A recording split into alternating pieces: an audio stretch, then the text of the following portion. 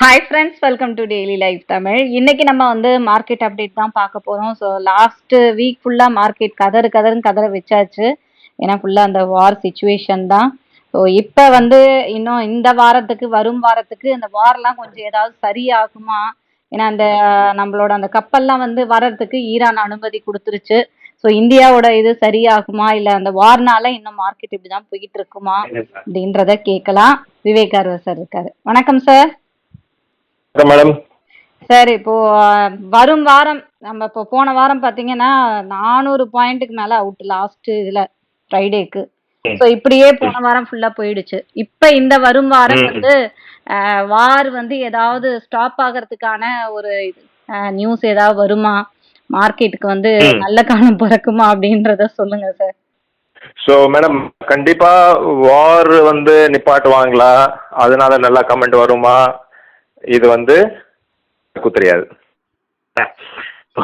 So எனக்கும் தெரியாது, யாருக்கும் தெரியாது என்ன ஆக போகுது. ஆனால் சுச்சுவேஷன் என்னன்னா, அந்த மாதிரி ஒரு நியூஸ் நீங்கள் சொன்ன மாதிரி ஏதோ ஒரு நியூஸ் வந்துச்சுன்னா கண்டிப்பாக மார்க்கெட்டுக்கு வந்து ரொம்ப நல்ல நியூஸாக இருக்கும். அண்ட் ஷார்ப்லி ரிகவரி ஆகிற சுச்சுவேஷன் வந்து வரத்துக்கு வாய்ப்பு இருக்கு. ஓகே, ஆனால் அந்த மாதிரி சுச்சுவேஷன் முதல்ல வரணும். வரும் ஈரானு யூஎஸ் மேஜராக வந்து இன்னைக்கு வாரில் இருக்காங்க. ஸோ அவங்க ஓகே, நம்ம வந்து ஒரு டேபிள் அக்ராஸ் த டேபிள் உட்காருவோம், பேச்சுவார்த்தை பண்ணுவோம், இதை வந்து எப்படி சார்ட் அவுட் பண்ணுறது. ஏன்னா எங்கள் சைடு டேமேஜ் ஆகிட்டு இருக்கு, உங்கள் சைடு டேமேஜ் ஆகிட்டு இருக்கு. ஸோ அதை வந்து நம்ம பேச்சுவார்த்தை பண்ணி ஏதாவது ஒரு டிசிஷனுக்கு வரும்னு சொன்னாங்கன்னா கண்டிப்பாக மார்க்கெட் வந்து அது பாசிட்டிவாக எடுக்கும். ஓகே, ஆனால் இன்னைக்கு சுச்சுவேஷனில் என்ன ஆகிட்டு இருக்குன்னா, ஈரான் வந்து நான் சரண்டர் பண்ண மாட்டேன், ஸ்டேட் ஆஃப் ஹார்முஸை வந்து நிப்பாட்டி ஃபுல்லாக பிளாக் பண்ணி வைப்பேன்.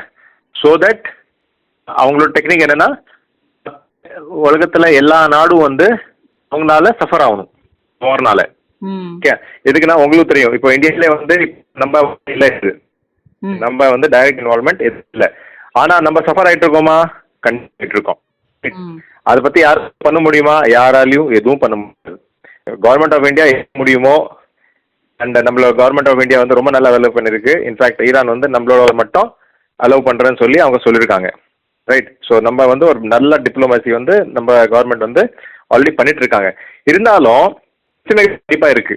ரைட்டா? அதனால இன்னைக்கு வந்து சில இடத்துல கேஸ் ஷார்ட்டேஜ் வந்து ஆல்ரெடி நம்ம பார்த்துட்டு இருக்கோம். ஆனால் இதே வந்து இதே ஸ்பீடில் கண்டினியூ ஆயிடுச்சு. ஓகே, ஈரான் வந்து நான் வந்து ஸ்டேட் ஆஃப் ஹார்முஸை வந்து பிளாக் பண்ணி தான் வைப்பேன், நீங்கள் என்ன வேணால் பண்ணிவிடுங்க, நான் வந்து சரண்டர் பண்ண மாட்டேன், அந்த மாதிரி சுச்சுவேஷன் வந்தால் கண்டிப்பாக எல்லா நாட்டுக்கும் வந்து இது ஒரு பெரிய பிரச்சனையாக வரும். அண்ட் பெரிய பிரச்சனை வந்ததுனால எல்லா நாட்டுக்கும் வந்து இது வந்து ஒரு சஃபர் ஆகிறதுக்கு கண்டிப்பாக சான்ஸ் இருக்குது. ஸோ அவங்க பேசுவாங்களா இல்லையா மேடம்? எவ்வளோ கெஸ் அடிக்க முடியுமோ அதே அளவுக்கு நானும் கெஸ் அடிக்க முடியும். ஏன்னா இது வந்து யாருக்கும் எதுவும் ரைட்டா வந்து நம்ம கையில் இருக்கிற சுச்சுவேஷன் ஒரு கண்ட்ரோலில் இருக்கிற சுச்சுவேஷன் இல்லை. இது வந்து அவங்க ஃபைன் முடிவு பண்ணிட்டு ஏதாவது பண்ணாதான் நல்லது. சரி, இப்போ வந்து இப்போ 23,000க்கு இப்போ உடைக்கிற மாதிரி கிட்ட வந்துருச்சு. இப்போ வரும் வாரம் அப்போ வந்து 23 உடைச்சு அப்படியே 22 இப்படி போயிடுமா சார்? மார்க்கெட் இன்னும் இறங்கிட்டு போகுமா, எப்படி இருக்கும் சார்? சில டேட்டா சொல்றேன் மேம். வார் ஸ்டார்ட் ஆன அப்புறம் சென்செக்ஸ் மட்டும் 8.57% பார்த்துருக்கோம். ஓகே, மிட் கேப்ஸ் வந்து அப்ராக்சிமேட்லி 7.4% வந்து பார்த்துருக்கோம். ஸ்மால் கேப்ஸில் வந்து அப்ராக்சிமேட்லி 6.1% கரெக்ஷன் வந்து நம்ம ஆல்ரெடி பார்த்தாச்சு. இதே வந்து நீங்கள் வந்து டிசம்பர் குவார்டரோட அர்னிங்ஸ் பார்த்தீங்கன்னா லார்ஜ் கேப் வந்து ஆல்மோஸ்ட் 8% அர்னிங் கொடுத்துருக்கு கேப் கம்பெனிஸ். இப்போ டிசம்பருக்கு அப்புறமா ஜனவரி, பிப்ரவரி, மார்ச் இந்த அர்னிங்ஸ் வந்து கால்குலேட் பண்ணல. அதே வந்து மிட் கேப் வந்து அப்ராக்சிமேட்லி 15% அர்னிங்ஸ் காமிச்சிருக்கு. ஸ்மால் கேப் ஆல்மோஸ்ட் 22% அர்னிங்ஸ் காமிச்சிருக்கு. ஓகே, ஸோ இப்போ லார்ஜ் கேப் பற்றி பேசுவோம். 8% லார்ஜ் கேப் கரெக்ஷன் ஆயிருக்கு. ஓகே, ஒரு சைடில். இன்னொரு சைடில் 8% லார்ஜ் கேப்பு அர்னிங்ஸும் காமிச்சிருக்கு. நம்ம எவ்வளோ சீப் ஆகிட்டோம். ம் கீழே வந்துட்டோம். 8 ஆக்சுவலாக க்ரோத் ஆயிருக்கணும். ஓகே, 8% க்ரோத் ஆயிருக்கணும். க்ரோத் ஆகாம நம்ம 8 கீழே வந்திருக்கோம். ஸோ 16% இருக்கும் இன்னைக்கு. ம் நீங்க கம்பேர் பண்ணி பார்த்தீங்கன்னா. ஸோ இன்னைக்கு வந்து கண்டிப்பா 100% நம்ம வந்து சீப்பா இருக்கோம். அது ஒன்று. ரெண்டாவது, இங்க வந்து earnings ரேஷியோ பார்ப்போம் இல்லை நம்ம. ம் நிஃப்டியோட earnings ரேஷியோ கொஞ்ச நாள் முன்னாடி, இந்த வார் ஸ்டார்ட் ஆகிறதுக்கு முன்னாடி அப்ராக்சிமேட்லி 4 ரேஞ்சில் இருந்தது. ம் ஓகே, அது இன்னைக்கு கரெக்ஷன் ஆயிட்டு சீப்பா ஆயிட்டு இன்னைக்கு வேல்யூவேஷன் வந்து அப்ராக்சிமேட்லி 20 பியில் இருக்கு. ம் 20 பின்னா கோவிட் டைம்ல வந்து போனோம் இல்ல, ஆமா. அதோட ஸ்லைட்லி அபவ், அவ்வளவுதான். ஓகே. அவ்வளோ சீப்பா இன்னைக்கு வந்து ஃபார்வர்ட் earnings இன்னைக்கு இருக்கு. ம் ஓகே, ஸோ என்ன அர்த்தம்? மார்க்கெட் டெஃபினட்டா சீப்பா இருக்கு.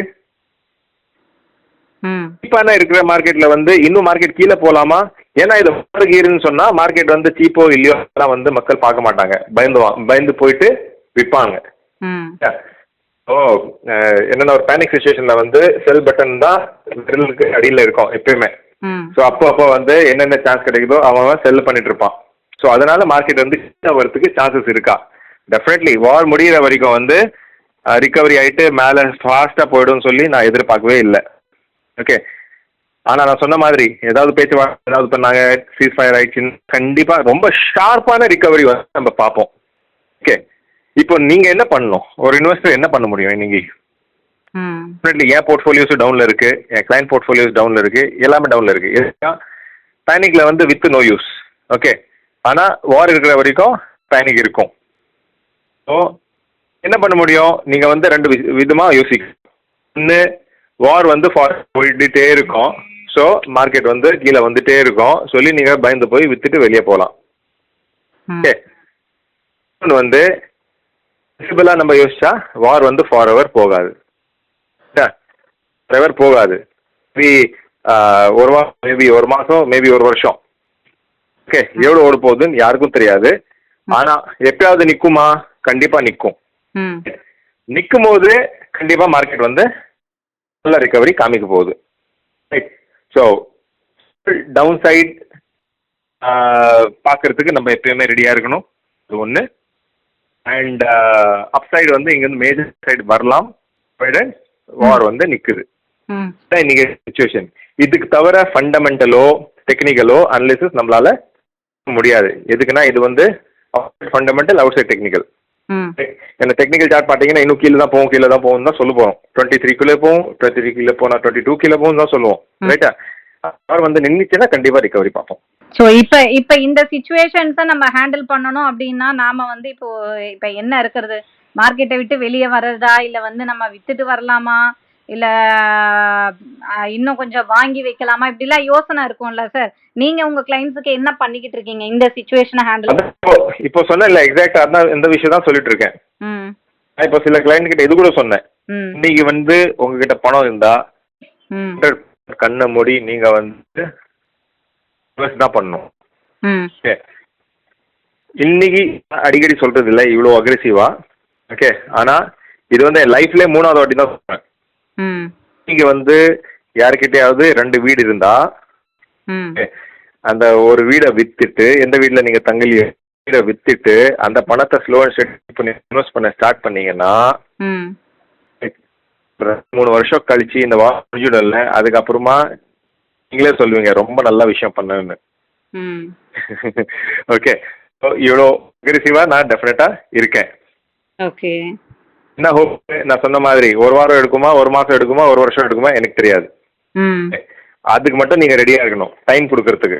ஆனா டைம் கொடுக்கறதுக்கு ரெடினா, யாராவது 2 வீடு வச்சிருக்காங்கன்னா ஒரு வீடை வித்துட்டு அந்த அமௌண்ட் வந்து நீங்க இன்வெஸ்ட் பண்ணீங்கன்னா கண்டிப்பா நீங்க வந்து யூல் பி லாஃபிங் டு த பேங்க்னு சொல்லுவாங்கல்ல, அந்த மாதிரி ஆகும் சுச்சுவேஷன். அது ஒன்று. ரெண்டாவது, ஓகே சார் இவ்வளோ எல்லாம் அக்ரெசிவாக இருக்க முடியாது சார், அது சும்மா வீடு வித்துட்டு போயிடுவோம். ஆக்சுவலாக ஒரு கிளைண்ட் எல்லாம் பண்ணியிருக்காங்க இந்த மாதிரி. இருந்தாலும் இந்த மாதிரிலாம் பண்ண முடியுமா? பரவாயில்ல.